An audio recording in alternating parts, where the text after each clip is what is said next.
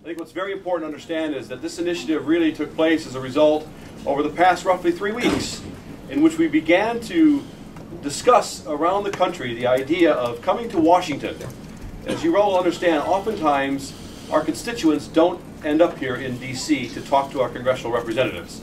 There's roughly 50 or 60 congressional representatives on the Democrat House side which are clearly have not declared their positions on this new health care legislation.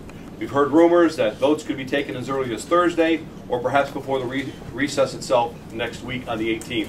The President's clearly put the cards down. His objective is to pass health care at any cost to the Democratic Party and at any cost to America's opposition. The recent CNN poll had suggested that up to 75% of the population is indeed against this bill, particularly 55% against any bill in its current form, and roughly 20% who would prefer to see other forms of this reformation to take place. I think it's very important to understand that our objectives here are really to have a conversation with our congressional representatives. This is not about protest per se. This is not about having placards waved in people's face. This is about a dialogue with our representatives to understand why Americans want to be heard, why we want our voices understood, why we are against this particular bill, and we want to understand from our representatives why they're for this bill, why they want to vote for health care today. To take over, we have a number of speakers that will be able to share with us some of their ideas about this coming event.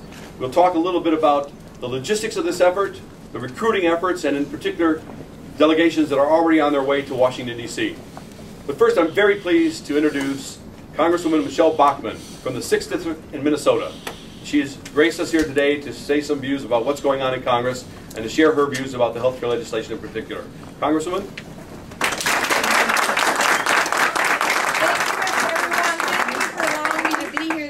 And address you just briefly on the health care issue.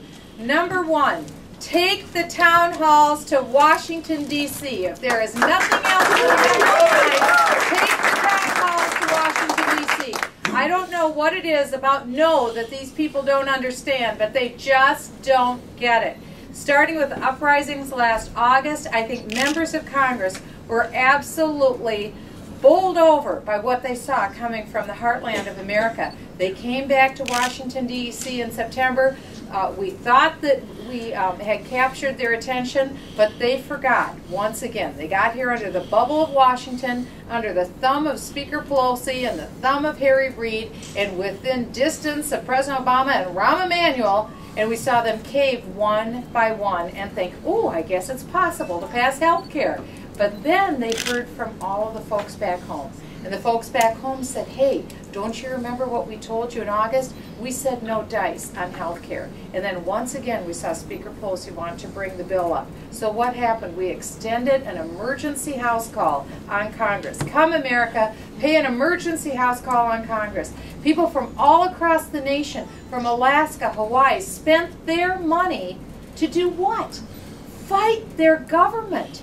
This is almost impossible to believe that for nearly 14 months the American people have had to be suited up to fight the government that was put into office, who is no longer representing the will of the people. We just heard that from Mark Skoda. He said CNN came up with a poll that said clearly 3 out of 4 Americans want us to start over with health care bill and not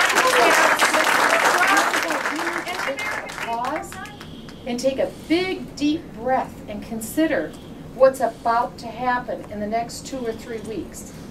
And then think of the sacrifice that went before. From the Revolutionary War, through the Civil War, through World War I, through World War II, through Korea, through Vietnam, through Iraq, through the men and women today who are bleeding for us in Afghanistan.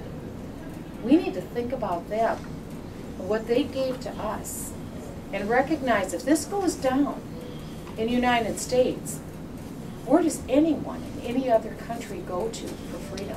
Where do we go to for freedom? Look at the governor up in Canada who came down here a couple weeks ago to go down to Miami, Florida to get his heart surgery.